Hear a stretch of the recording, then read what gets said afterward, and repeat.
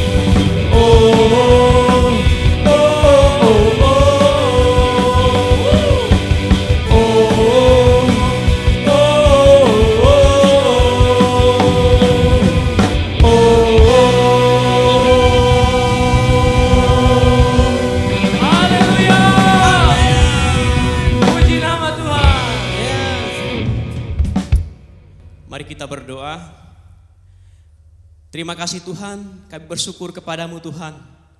Kembali kami datang di hadapanmu Tuhan. Kami mau datang memuji, menyembah Engkau Tuhan. Terima kasih Bapa untuk waktu dan kesempatan yang Kau berikan bagi kami Bapa, untuk datang bersekutu bersama Engkau Tuhan. Terima kasih Tuhan, kami boleh memasuki tahun yang baru di awal bulan tahun 2021 Bapa. Kami bersyukur Tuhan atas penyertaan-Mu di tahun yang lalu Bapa. Kami percaya Tuhan, di tahun yang baru ini Bapa, di awal tahun ini Tuhan, kami boleh mengawalinya Tuhan bersama Engkau. Kami percaya Tuhan, kami sangat yakin Bapa, Allah yang sama yang dahulu menyertai kami, sampai sekarang tetap menyertai kami dan memimpin kami Bapa. Terima kasih Tuhan Yesus, terima kasih Allah Roh Kudus. Mari Tuhan, kami yang beribadah di rumah Tuhan, berikan kami hati tetap sukacita Tuhan, mau datang memuji menyembah Engkau Tuhan. Persiapkan hati kami Bapa, kami mau mengawali ibadah kami Tuhan dengan sukacita Tuhan. Terima kasih Tuhan, kami serahkan Tuhan seluruh rangkaian ibadah kami Bapa, dari awal, pertengahan hingga akhir Tuhan. Bila Tuhan Engkau yang beracara di tengah-tengah ibadah kami Bapa, ibadah yang boleh menyenangkan hati-Mu Tuhan. Kami saat menaikkan puji-pujian, hati kami bersorak-sorai Bapa, saat kami mendengar akan firman-Mu Tuhan. Mari Bapa, hati kami Engkau jamah Tuhan, biarlah firman itu Tuhan boleh menjadi rema dalam kehidupan kami Bapa. Terima kasih Tuhan, terima kasih, ini ibadah-Mu Tuhan. Di dalam nama Tuhan Yesus, Allah kami yang hidup, kami bersyukur dan kami berdoa. Haleluya, amin. Bapak Ibu Saudara yang dikasihi Tuhan, masih dalam sikap berdiri, mari kita sama-sama mengikrarkan pengakuan iman kita menurut pengakuan iman rasuli.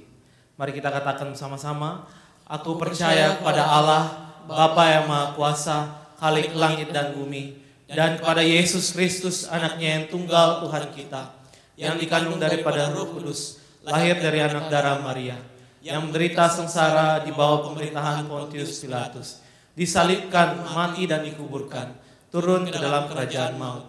Pada hari yang ketiga, bangkit pula dari antara orang mati, naik ke sorga, duduk sebelah kanan Allah, Bapa yang Maha Kuasa. Dan dari sana Ia akan datang untuk menghakimi orang yang hidup dan yang mati. Aku percaya kepada Roh Kudus, gereja yang kudus dan am, persekutuan orang kudus, pengampunan dosa, kebangkitan tubuh, dan hidup yang kekal. Amin. Jemaat silakan duduk. Tuhan, kami sadar bahwa di dalam hidup ini kami tidak dapat melangkah dengan menggunakan logika ataupun hikmat kami sendiri sebagai manusia. Kami butuh hati-Mu Tuhan, agar kami tahu apa yang harus kami lakukan, bagaimana kami harus hidup di dalam dunia ini. Dan bukan hanya itu Tuhan, agar kami menjadi berkat bagi banyak orang. Berikan kami hati-Mu Tuhan. Dan biarlah pujian ini menjadi doa kami untuk terus rindu memiliki hati seperti Tuhan.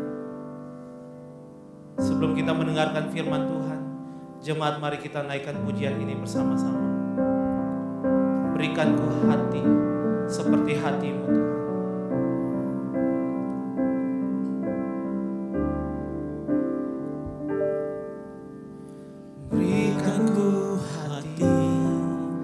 Seperti hati-Mu yang penuh dengan belas kasihan. Berikanku mata seperti mata-Mu, memandang tua yang di sekelilingku.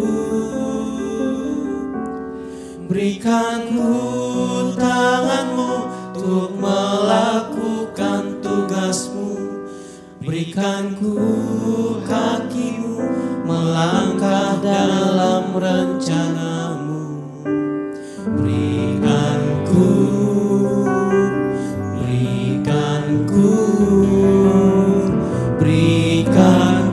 hati-Mu. Mari katakan pujian ini dengan kesungguhan hati. Berikanku hati seperti hati-Mu yang penuh dengan belas kasihan.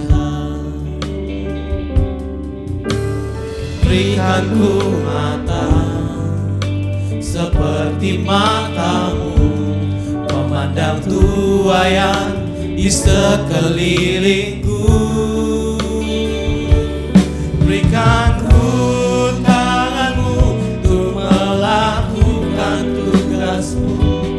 Berikan ku kakimu melangkah dalam rencanamu. Berikan ku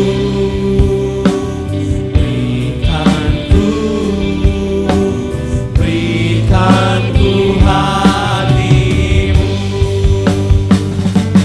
Berikan ku tanganmu untuk melakukan tugasmu. Berikan ku kakimu melangkah dalam rencanamu. Berikan ku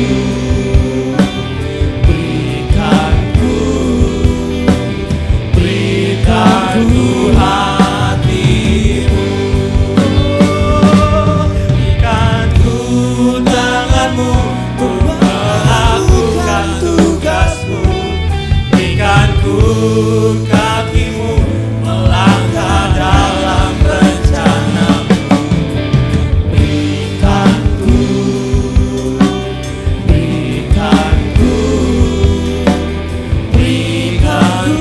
hatimu. Kepada hambanya kami persilahkan.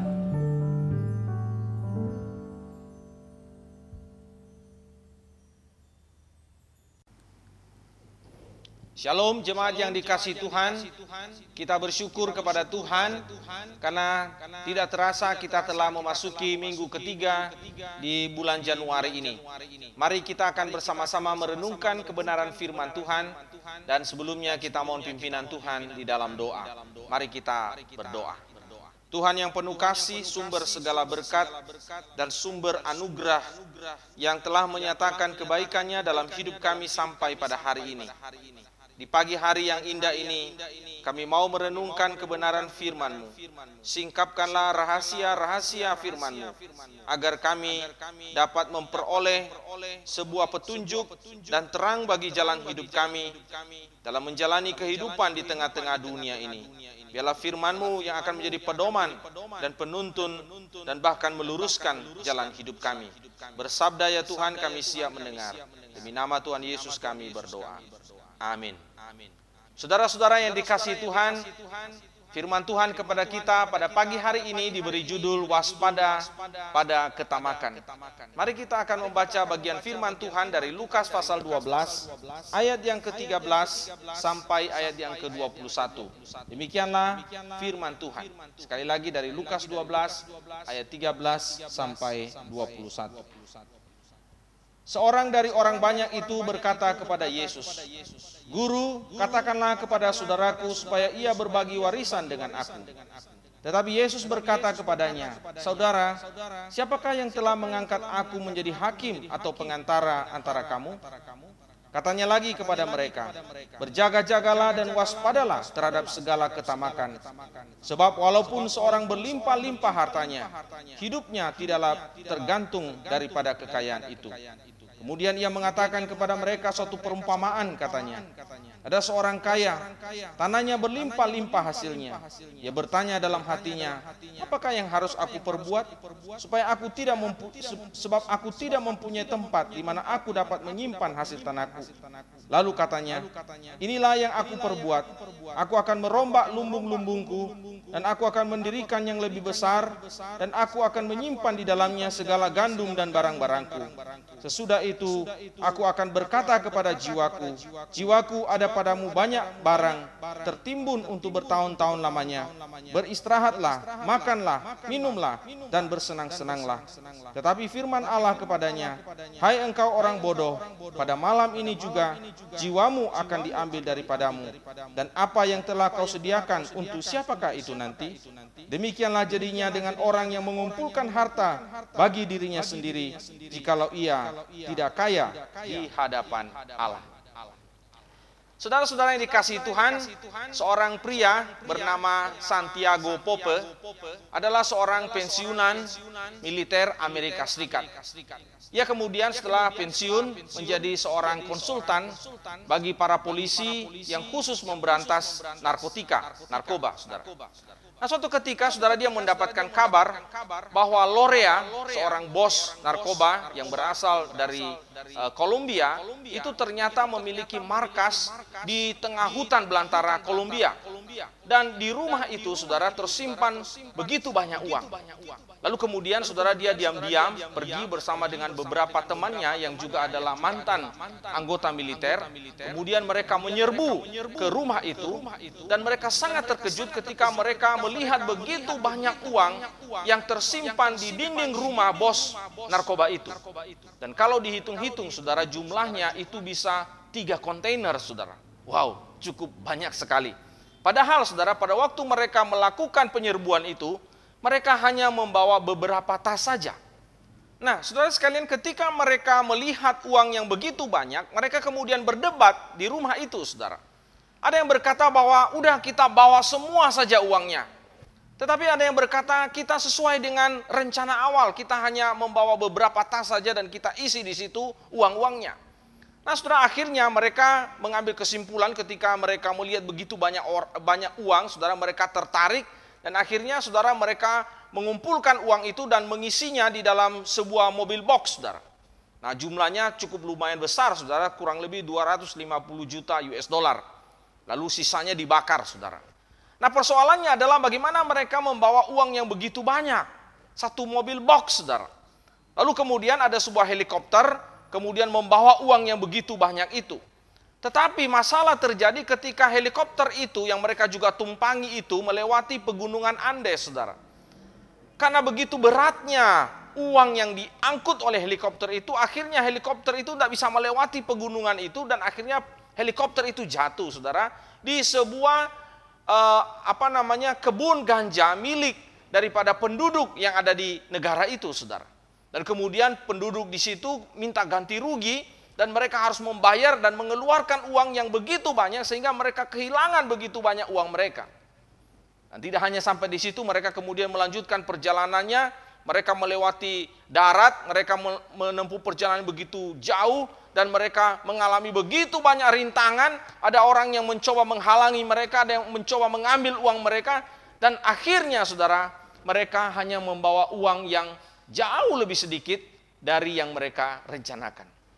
Saudara yang saya kasih dalam Tuhan, terlepas dari misi ini melanggar hukum atau tidak, tetapi boleh dikatakan bahwa misi ini hampir saja gagal jika seandainya mereka tidak membawa uang sebanyak 1 mobil box itu. Cukup dengan beberapa karung saja yang mereka dapatkan itu sudah sangat banyak sekali. Namun karena mereka silau melihat uang yang begitu banyak, semua rencana mereka itu berantakan dan hampir gagal. Nah, saya boleh katakan bahwa ketamakan itu adalah pesan yang sangat penting yang kita bisa baca di dalam kisah ini. Saudara bisa menyaksikan itu dalam sebuah film yang berjudul Triple Frontier yang tayang pada tahun 2019 silam yang lalu. Nah, saudara yang saya kasih dalam Tuhan, Tuhan Yesus mengingatkan kita supaya kita waspada terhadap bahaya ketamakan. Di dalam ayat yang kelima dikatakan berjaga-jagalah dan waspadalah terhadap segala ketamakan. Ketamakan adalah dosa yang sangat berbahaya dan bisa menghancurkan kehidupan manusia, termasuk kehidupan saudara dan kehidupan saya. Nah, bagaimana kita bisa diselamatkan atau dihindarkan dari bahaya ketamakan ini? Sebelum kita menjawab pertanyaan itu, ada baiknya kita melihat ada beberapa kekeliruan berpikir begitu banyak orang Kristen tentang bagian atau perikop yang kita baca tadi. Boleh saya katakan ini adalah sebuah mitos atau satu kepercayaan yang keliru. Yang pertama, saudara, ada satu kepercayaan yang mengatakan bahwa menjadi kaya itu adalah dosa. Ini adalah sebuah pandangan yang keliru, pandangan yang salah. Di dalam Alkitab kita melihat begitu banyak orang yang kaya dan kekayaan mereka itu bersumber dari Allah. Dan orang-orang kaya yang disebutkan di dalam Alkitab itu adalah orang-orang yang saleh. Mereka adalah orang-orang yang beriman kepada Allah. Contohnya misalnya Abraham, Ishak, Yakub, Ayub, Salomo, Dan masih banyak yang lain, saudara. Yang kedua, saudara, ada mitos yang mengatakan menyimpan hasil usaha itu adalah dosa. Kalau kita membaca kitab kisah ini tadi, orang kaya ini, kita melihat dia menyimpan hasil usahanya. Dan kemudian dikatakan ia mati, ya, karena dikatakan oleh Tuhan bahwa dia adalah orang yang bodoh. Nah, menyimpan hasil usaha itu sebenarnya tidak salah.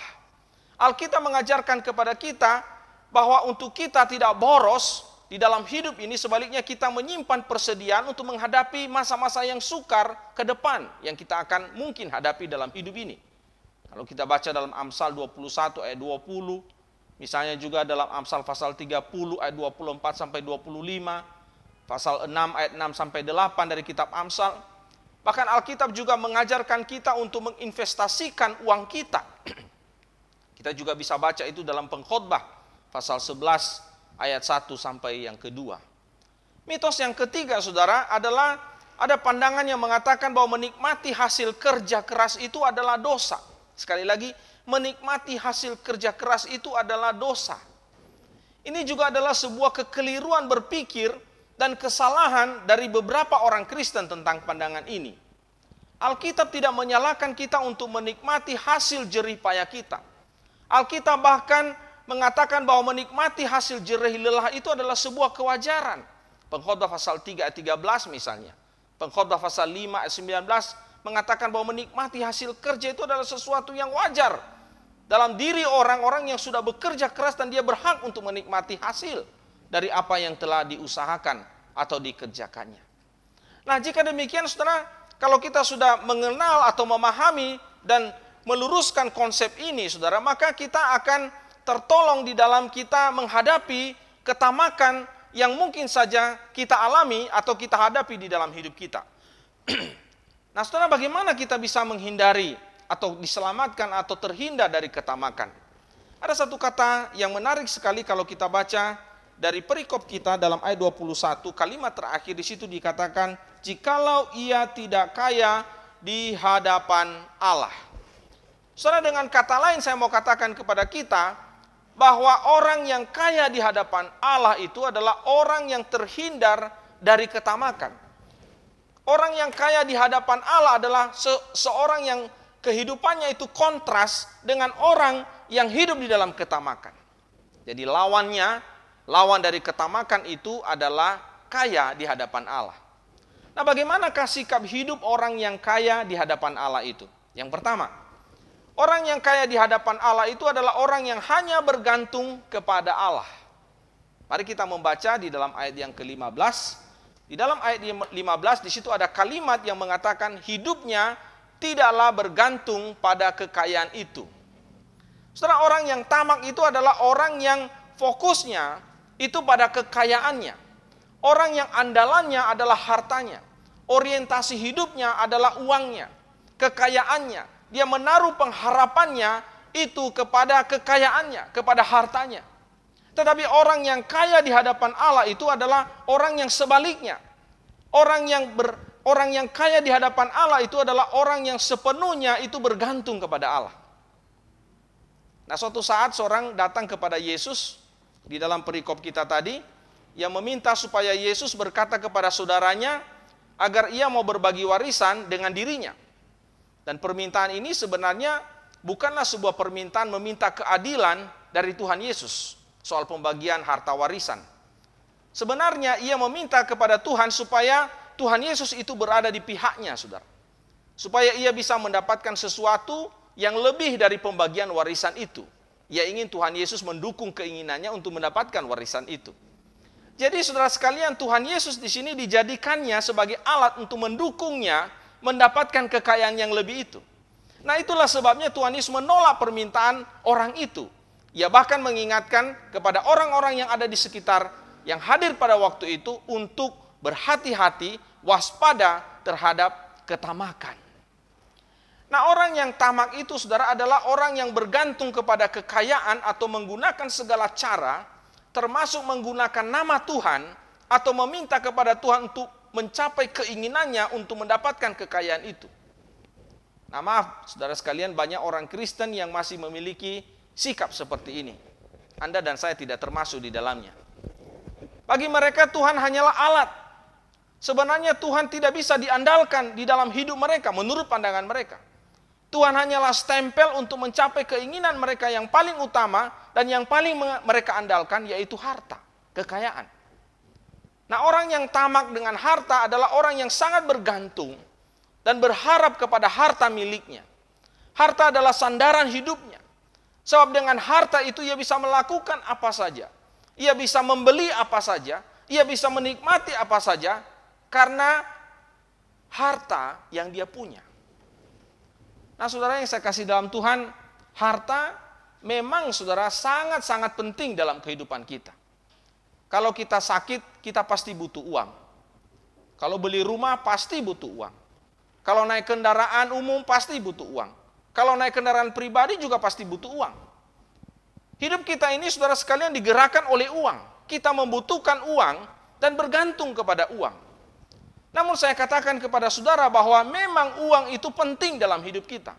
Tetapi uang bukan segala-galanya, harta bukan segala-galanya. Uang, harta itu ada batasnya. Nah, orang yang tamak, hidupnya itu saudara tidak pernah tenang. Ia selalu khawatir, ia selalu takut, ia selalu cemas. Tidak ada kedamaian di dalam dirinya.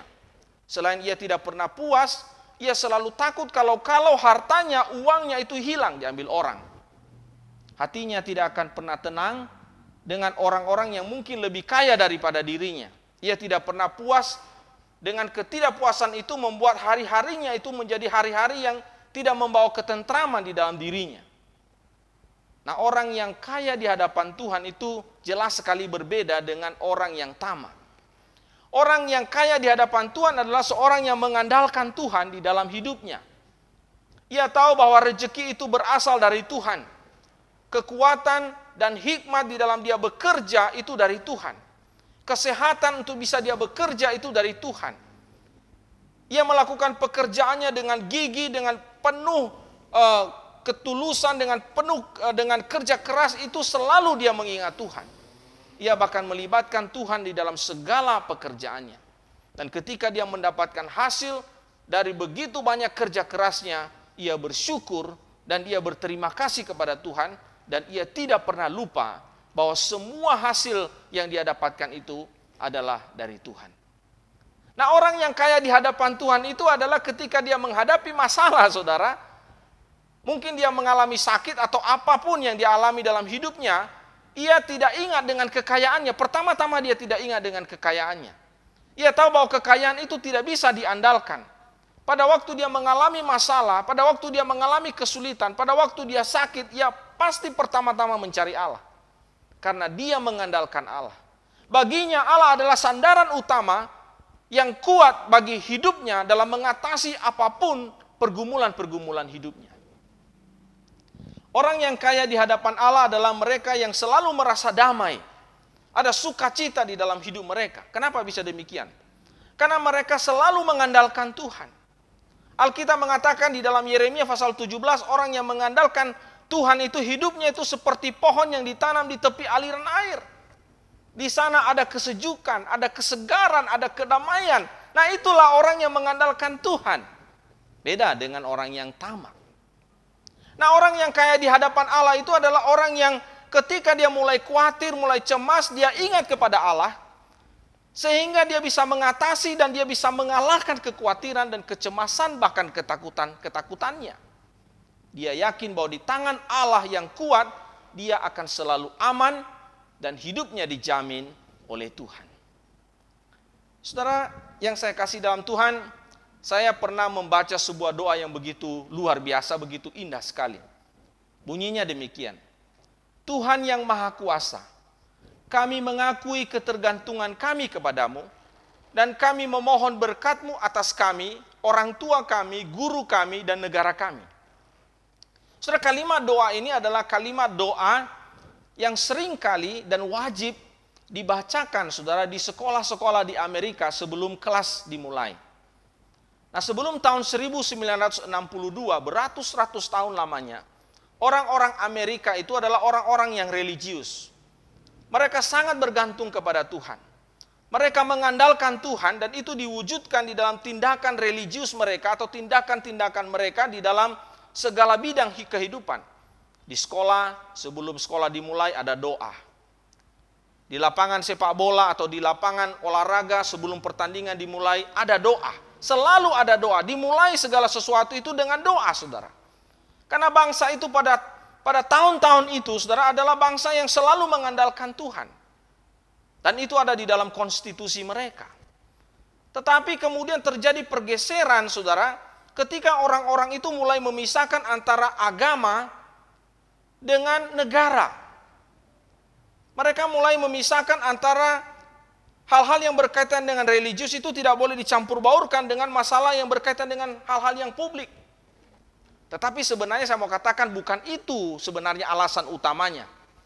Alasan utama, saudara, mengapa kemudian hal-hal yang bersifat religius, doa sebelum kegiatan dimulai, mengandalkan Tuhan itu sudah tidak lagi dilakukan, saudara sekalian, adalah karena begitu majunya Amerika, begitu meningkatnya peradaban yang terjadi di Amerika, teknologi mereka maju, ekonomi mereka maju, politik keamanan mereka maju. Mereka sudah tidak lagi merasa bahwa mereka perlu mengandalkan Tuhan, bersandar kepada Tuhan. Karena segala sesuatu mereka sudah punya. Mereka punya power, mereka punya kuasa, mereka ekonominya kuat. Dan mereka merasa bahwa sudah tidak perlu Tuhan lagi di dalam hidup mereka sebagai sebuah bangsa. Saudara yang saya kasih dalam Tuhan, saya tidak tahu apakah kita sebagai pribadi atau kita sebagai keluarga kehilangan nilai-nilai yang sangat penting ini di dalam kehidupan kita ketika kita mulai meniti karir kita atau mulai menanjak di dalam kehidupan kita. Mungkin pada waktu kita sedang berada dalam keadaan susah, kita baru meniti kehidupan kita dari nol, mungkin kita mengandalkan Tuhan. Tetapi bagaimana ketika kita sudah mulai menanjak dalam kehidupan ekonomi kita, ketika segala sesuatu yang kita butuhkan itu sudah serba ada, apakah kita masih mengandalkan Tuhan atau tidak? Oh, mungkin kita berkata sebagai orang tua, oh iya, kami masih mengandalkan Tuhan, kami masih bersandar pada Tuhan, kami masih mencari Tuhan, kami masih suka berdoa. Tapi bagaimana dengan anak-anak kita? Kita sudah membiasakan mereka dengan segala sesuatu itu serba ada, serba tercukupin. Apa yang diminta pasti ada. Bagaimana dengan mereka? Apakah nilai-nilai yang sama yang kita anut itu juga menjadi nilai-nilai hidup mereka? Apakah mereka juga adalah anak-anak yang sungguh tahu bahwa hanya dengan bersandar pada Tuhan, bukan dengan bersandar dengan apa yang papa mama sudah sediakan? Apakah itu juga menjadi nilai-nilai kehidupan mereka? Nah, mari kita mencoba secara total mengevaluasi kehidupan kita secara pribadi maupun keluarga kita, anak-anak kita. Apakah sungguh-sungguh seluruh keluarga kita itu memiliki nilai yang sama, bahwa kita mengandalkan dan bersandar bukan pada kekayaan, bukan pada materi, bukan pada apa yang kita punya, tapi kita semua keluarga, baik orang tua maupun anak-anak, hanya bersandar dan hanya mengandalkan Tuhan di dalam hidup kita. Saudara, mari kita melihat yang kedua, saudara. Apakah ciri dari orang yang dikatakan terhindar atau diselamatkan dari ketamakan? Yang kedua adalah orang yang menggunakan kekayaannya itu dengan bijaksana. Nah, menarik sekali kalau kita merenungkan kisah orang kaya ini yang dicatat di dalam Alkitab. Alkitab mengatakan bahwa kekayaannya itu berlimpah-limpah. Kata berlimpah-limpah itu menunjukkan kepada kekayaan yang tidak terkira jumlahnya, saudara. Namun menarik sekali pertanyaan yang diajukan oleh orang kaya ini di dalam ayat 17. Mari kita lihat dalam ayat 17, orang kaya itu bertanya begini, apakah yang harus aku perbuat? Saudara, orang kaya ini kemudian memperbesar lumbung-lumbungnya, ia merombaknya, kemudian dia menyimpan hasil usahanya. Kemudian dikatakan ia ingin makan, ia ingin beristirahat, dan ia ingin bersenang-senang. Sebenarnya saudara sekalian, sampai di sini tidak ada yang salah dengan orang kaya ini. Tidak ada yang salah dengan dia memperbesar lumbung-lumbungnya. Tidak ada yang salah dengan dia ingin menikmati hasil daripada jerih lelahnya. Dia pensiun, dia ingin istirahat, dia ingin bersenang-senang. Tidak ada yang salah di situ, saudara. Dia ingin menikmati hasilnya. Namun yang salahnya di mana, saudara? Yang salah adalah ketika ia menggunakan hartanya itu untuk dirinya sendiri. Nah, mari kita perhatikan ayat 21, di situ dikatakan dalam ayat 21, Ia mengumpulkan harta bagi dirinya sendiri. Dia mengumpulkan harta itu untuk aku, untuk dirinya sendiri. Nah, hal yang menarik lainnya, saudara, kalau kita membaca dalam perikop ini, kata aku itu berulang-ulang disebut. Dan kata aku itu menunjuk kepada keegoisan, kepada diri sendiri, kesenangan diri sendiri. Dan sama sekali tidak peduli dengan hal-hal yang berada di luar dirinya. Yang penting aku, dan aku. Nah, inilah yang salah. Itulah sebabnya Tuhan berkata bahwa orang yang kaya ini adalah orang yang paling bodoh. Orang yang bodoh adalah orang yang hidupnya hanya untuk dirinya sendiri. Itu orang yang bodoh, kata Tuhan. Inilah orang yang tamak. Nah, orang yang tamak itu adalah orang yang tidak peduli dengan orang lain. Bahkan dia juga tidak peduli dengan pekerjaan Tuhan.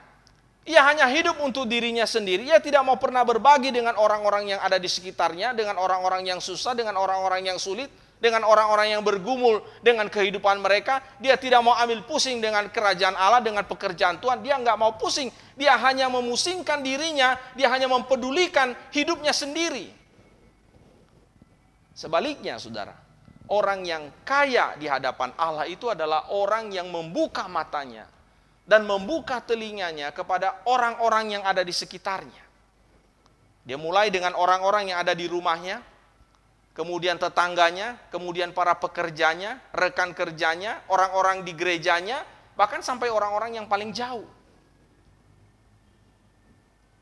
Saya suka sekali kalau ada orang ketika makan akan berdoa begini, Tuhan, kami ingat dengan orang-orang yang di pinggir jalan, para janda dan anak-anak yatim piatu. Peliharalah mereka ya Tuhan. Saudara, doa ini begitu indah. Dan saya seringkali mendengar orang mendoakan ini. Namun sayang, saudara, saya tidak bermaksud menghakimi. Banyak orang hanya berhenti sampai mendoakan. Tidak pernah ada aksi.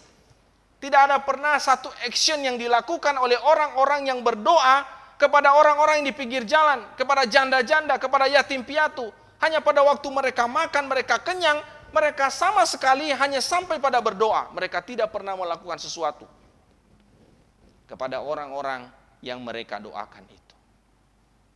Terus terang, saya jarang berdoa seperti itu, saudara. Karena bagi saya yang penting aksinya. Saya dan keluarga sudah membiasakan, kami bukan orang kaya, kami bukan orang berkecukupan, atau orang yang berkelimpahan maksud saya. Tetapi kami adalah orang-orang yang satu keluarga sudah membiasakan diri untuk melihat sekeliling. Dan kalau kita bisa melakukan sesuatu, kita lakukan dalam segala keterbatasan kita. Kita bisa memperhatikan orang yang di pinggir jalan, gelandangan, anak-anak yatim, bahkan orang-orang yang terdekat. Memang kita tidak bisa melakukan segala-galanya bagi orang lain. Tidak bisa, kita terbatas. Tapi kita bisa melakukan sesuatu atau beberapa hal untuk menolong, untuk memperhatikan orang-orang yang ada di sekitar kita. Aksi-aksi kecil yang kita bisa lakukan untuk menolong orang-orang yang sedang susah di sekitar kita. Nah, saya seringkali bilang kepada jemaat, setiap akhir tahun kamu harus periksa lemari baju kalian. Ya, kalau sudah menumpuk, nah saatnya kita harus berbagi dengan orang lain. Tentu bagikan baju-baju atau celana atau pakaian yang layak. Ya, jangan timbun di dalam lemari, kemudian biarkan itu menjadi bau apek, kemudian membusuk tanpa pernah digunakan atau dipakai. Bagikan itu kepada orang-orang yang memang membutuhkan kalau kita nggak menggunakannya. Saya pernah mendengar cerita seorang Kristen yang cukup sukses, saudara. Waktu dia bercerita dengan temannya yang juga seorang yang sukses, dan saya ada di situ, saudara. Dia bilang dia sering kali ke luar negeri, lalu kemudian dia membeli begitu banyak pakaian. Dan kemudian dia bawa pulang ke Indonesia, namun sambil tersenyum dan mereka ketawa-ketawa, dia berkata kepada temannya, dia tidak pernah memakai baju itu. Dalam hati saya sedih sekali ya. Saya berkata, ini orang Kristen, majelis gereja lagi. Ya, kenapa? Uang dipakai, ya, uang yang dia pakai itu pasti harganya mahal sekali. Dia beli baju yang dia tidak pakai, saudara. Mending dia bisa melakukan sesuatu yang lebih bermanfaat bagi orang lain. Teman saya juga pernah cerita, saudara, dia pernah pergi ke rumah orang Kristen yang sangat diberkati Tuhan. Ya, di garasi mobilnya itu banyak sekali mobil. Ya, mungkin sampai 7 unit mobil dari berbagai merek mobil yang terkenal dan mahal. Dan supirnya bercerita bahwa mobil itu jarang sekali dipakai, hanya dipanasin aja. Saya sedih sekali, saudara, mendengar cerita teman saya itu pada waktu dia berkata, ketika gereja mereka mau kumpulkan uang untuk bisa membeli mobil gereja, saudara, susahnya setengah mati. Dan orang yang dia ceritakan itu, orang yang kaya itu, orang yang mampu, sukses itu, saudara, adalah jemaatnya, saudara. Dan sama sekali dia tidak tergerak untuk mau ambil bagian, saudara. Sedih sekali. Sedih sekali. Saudara yang saya kasih dalam Tuhan, saya yakin bahwa kita banyak yang ditegur dengan khotbah pada hari ini. Namun kalau kita tersinggung dengan khotbah ini, itu sudah satu hal yang bagus sekali sebenarnya. Tuhan menginginkan kita harus berubah. Kalau kita tersinggung berarti kita ada sedikit sensitif dengan apa yang kita dengar. Nah, paling menyedihkan adalah kalau kita sama sekali tidak merasa apa-apa dengan khotbah ini. Tapi kalau khotbah ini menegur kita, biarlah firman Tuhan ini mengingatkan kita dan Roh Kudus bekerja di dalam hati kita. Ada sesuatu yang menggerakkan kita untuk melakukan sesuatu. Kalau orang kaya ini berkata, apa yang harus aku perbuat? Apa yang harus aku lakukan? Tuhan menginginkan kita untuk melihat sekeliling kita, melakukan sesuatu kepada orang-orang yang di sekeliling kita, berbagi dengan apa yang Tuhan sudah berikan kepada kita, kepada orang-orang yang susah, kepada orang-orang yang menderita, kepada orang-orang yang mungkin tidak mendapatkan rezeki sebanyak yang kita punya atau yang kita miliki, yang Tuhan berikan kepada kita. Saya ingat satu kisah beberapa puluh tahun yang silam. Pada suatu saat saya pulang dari gereja, saudara, saya singgah makan di sebuah rumah makan, saudara, rumah makan pecel di pinggir jalan. Dan rencana saya pada waktu itu setelah saya makan di rumah makan pecel itu, saya mau pergi ke toko untuk membeli bola pingpong untuk saya mau main tenis meja pada sore harinya. Nah, pada waktu makan di rumah makan pecel itu, saudara, ya, rumah makan pecel itu cukup terkenal sehingga banyak orang biasanya makan di situ. Namun hari itu, hari Minggu itu, warung itu sepi, saudara. Siang itu sangat sepi. Nah, saya melihat, saudara, ada seorang bapak yang duduk cukup jauh dari tempat saya duduk, saudara, bersama dengan, saya nggak tahu itu anaknya atau cucunya, saudara. Mereka makan, saudara, dengan hanya satu piring saja. Saya perhatikan, saudara. Tak lama kemudian, ya, makanan itu habis, saudara. Dan anak yang di samping bapak itu kemudian merengek, saudara. Dia minta supaya ditambah lagi. Tapi bapaknya menggeleng-geleng. Saya tahu bahwa bapaknya itu nggak punya uang untuk bisa membeli satu porsi lagi, saudara. Ya, saya bisa menilai orang, saudara, ya. Saya bisa melihat dari penampilan dan sebagainya. Saya bisa tahu bahwa memang bapak itu, saudara, tidak punya uang.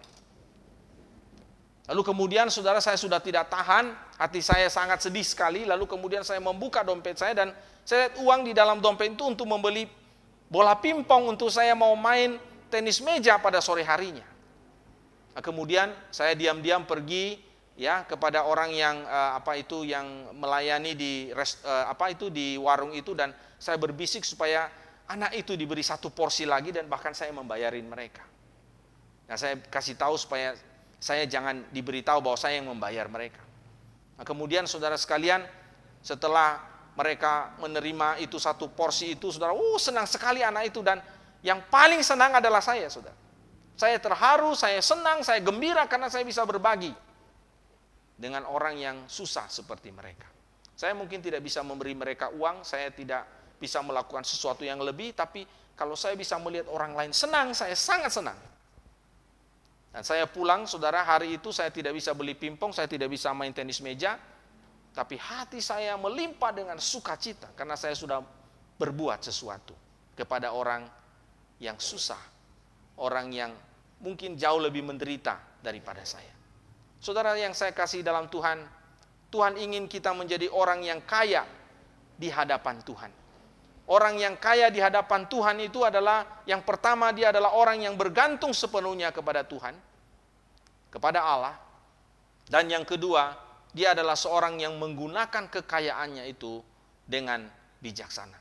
Kiranya firman Tuhan ini memberkati kita. Mari kita berdoa. Tuhan Yesus yang penuh kasih, terima kasih untuk firman-Mu pagi hari ini. Di tengah-tengah dunia ini, seringkali iblis menggoda kami, supaya kami menjadi orang-orang yang tamak dengan harta, dengan kekayaan dunia ini. Tuhan tolong kami supaya kami menjadi orang yang kaya di hadapan Tuhan, yang mengandalkan Tuhan di dalam hidup kami.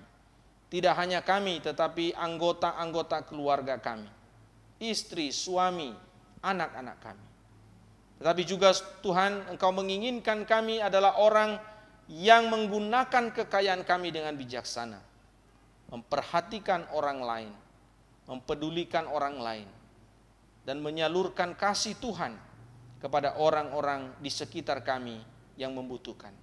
Hidup ini bukan untuk diri kami sendiri, tetapi juga kehidupan kami adalah untuk orang lain. Sehingga kehidupan kami sungguh memancarkan kasih Kristus, karena kami adalah surat-surat Tuhan yang terbuka, yang bisa dilihat oleh orang, dibaca oleh orang, disaksikan oleh orang lain. Terima kasih Tuhan untuk firman-Mu. Peganglah tangan kami, tuntunlah hidup kami, terutama di tengah-tengah situasi pandemi COVID-19 yang masih terjadi di negeri kami, bahkan di dunia ini.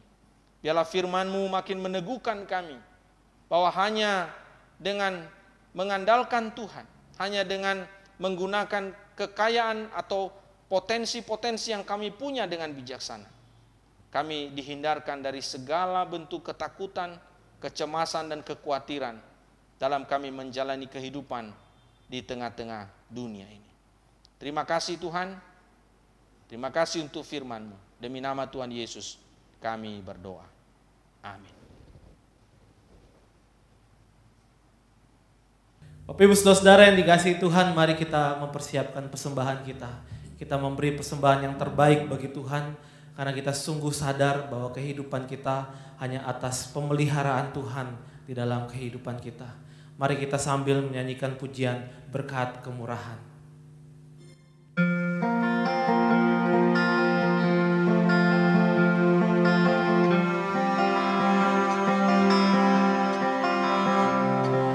Hanya di dalam Tuhan saja kami menemukan kekuatan dan pengharapan.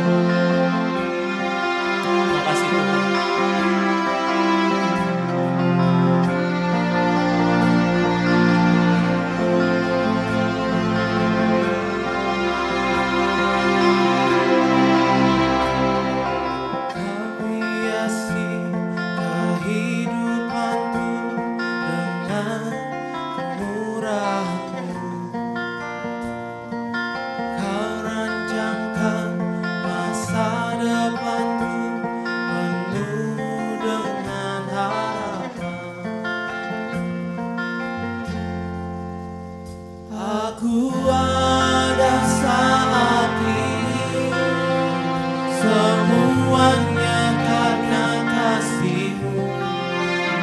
Aku hidup hari ini, semua berkat kemurahan-Mu.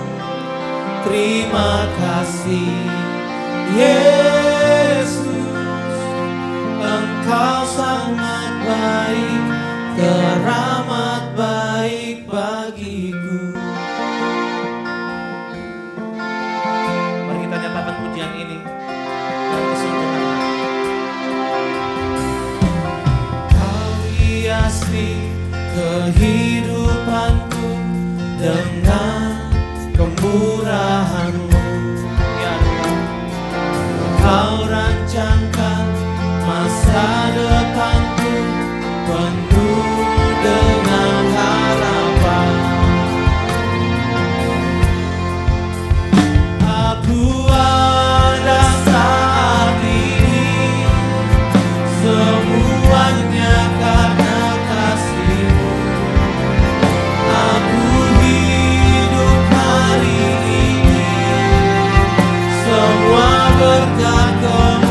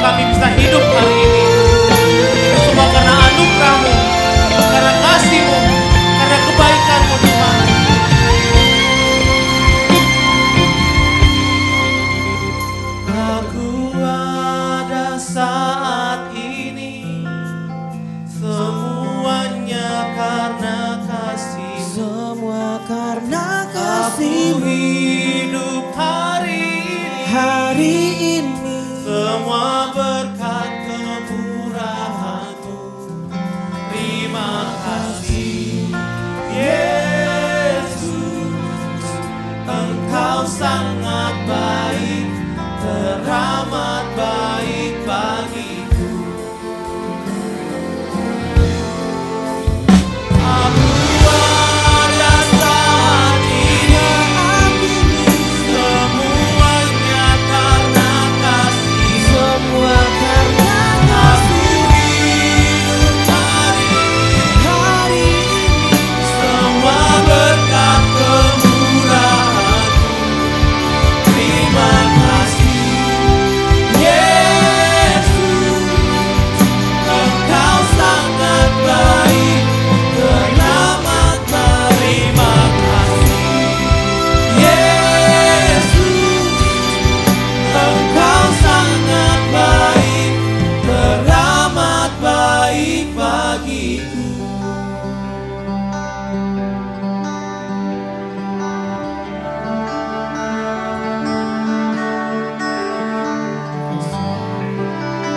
Terima kasih Tuhan untuk semua kebaikan. Terima kasih Tuhan, mari kita berdoa. Kami menaikkan syukur kami kepada Tuhan, Allah yang memelihara hidup kami hari lepas hari hingga kami bisa berada di hari ini, di tahun yang baru ini. Kami tahu bahwa semua karena pemeliharaan Tuhan. Dengan hati yang penuh rasa syukur kami memberikan persembahan ini. Tuhan kiranya memberkati setiap tangan-tangan umat Tuhan yang memberi maupun yang belum sempat memberi. Kami tahu bahwa ada satu kehormatan kalau kami bisa mendukung pekerjaan Tuhan dalam kehidupan kami. Dan kami percaya bahwa berkat Tuhan yang Kau percayakan bagi kami ini dapat dikelola dengan baik untuk memperluas pekerjaan Tuhan di bumi ini, di gereja kami GKJ Sun City. Demi Yesus Tuhan, dengan penuh rasa syukur kami memberi. Haleluya, amin. Amin.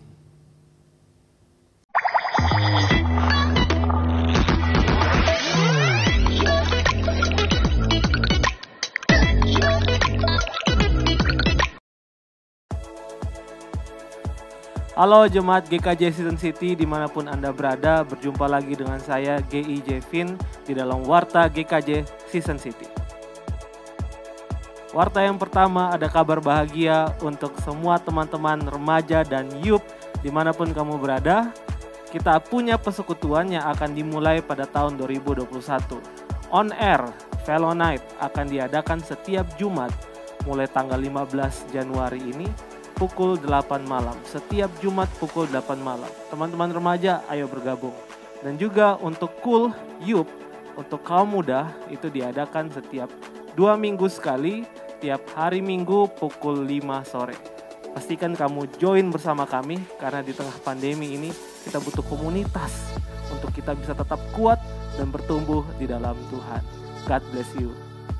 Pengumuman berikutnya, Bapak Ibu Saudara Jemaat GKJ Sun City, mari join atau mari bergabung dalam persekutuan doa yang diadakan setiap Rabu malam jam 7 lewat Zoom meeting.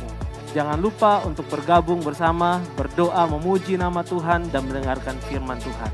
Mari bergabung. Shalom Jemaat GKJ Season City. Di tengah-tengah kondisi yang sulit ini, kita tahu bersama bahwa di tahun 2021 kondisi bukan semakin baik. Ada masalah, ada pergumulan yang kita hadapi. Nah, kita membutuhkan rekan, bisa saling support, saling mendoakan, saling membangun, saling menguatkan satu dengan yang lain. Nah, puji Tuhan, gereja kita punya kelompok itu. Apa namanya, tahu? Nah, namanya Life Community Cell atau sering kita sebut LCC. Bagi Bapak Ibu Saudara yang belum punya kelompok, mari bergabung. Dan kalau bingung mau kemana nih? Telepon Pak Gembala ya. Dan hubungi GI Emso, GI Jevin, dan hubungi Semu juga. Kita akan mencarikan sebuah kelompok yang sesuai dengan umur kita, sesuai dengan kebutuhan kita. Karena di sanalah kita akan saling berbagi, saling menguatkan satu dengan yang lain. Sehingga di tahun 2021 ini kita bisa lewati bersama dengan Tuhan. Amin. Ditunggu segera. Terima kasih, Tuhan berkati. Kelas SMK Saya Murid Kristus akan diadakan setiap hari Kamis. Kiranya seluruh peserta kelas SMK dapat mempersiapkan diri dan hadir tepat waktu di ruang Zoom.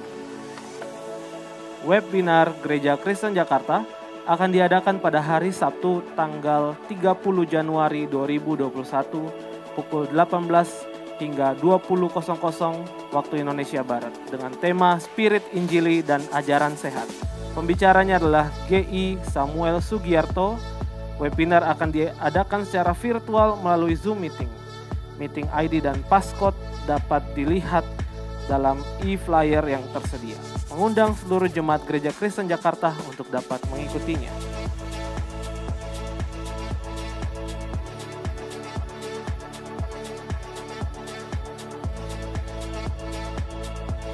Demikian Warta Gereja GKJ Season City, saya GI Jevin, undur diri dan Tuhan Yesus memberkati. Jemaat yang dikasihi Tuhan, mari kita bangkit berdiri dan kita naikkan doksologi.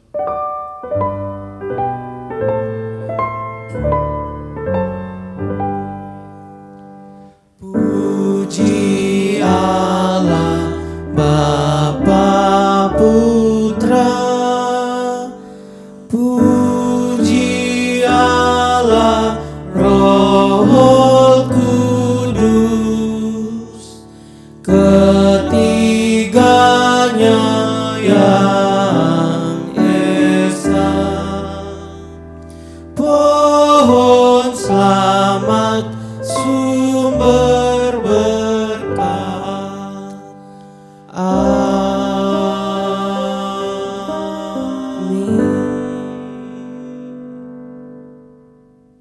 Jemaat Gereja Kristen Jakarta Season City yang sangat Tuhan Yesus sayangi. Kembalilah ke aktivitas setiap harimu bersama Tuhan. Lakukanlah segala sesuatu dengan mengandalkan Tuhan. Dan ingat, tetap jadi berkat. Jangan lupa menjangkau jiwa bagi hormat dan kemuliaan Tuhan. Oleh sebab itu mari kita mengarahkan hati kita, wajah kita, bahkan seluruh hidup kita untuk menerima berkat daripada Tuhan. Sesungguhnya sukacita dan damai sejahtera dari Allah Bapa. Sesungguhnya keselamatan kekal dan kemenangan sejati di dalam Tuhan Yesus Kristus. Bahkan sesungguhnya penyertaan dan persekutuan bersama Allah Roh Kudus menyertai kita mulai hari ini hingga selama-lamanya. Amin.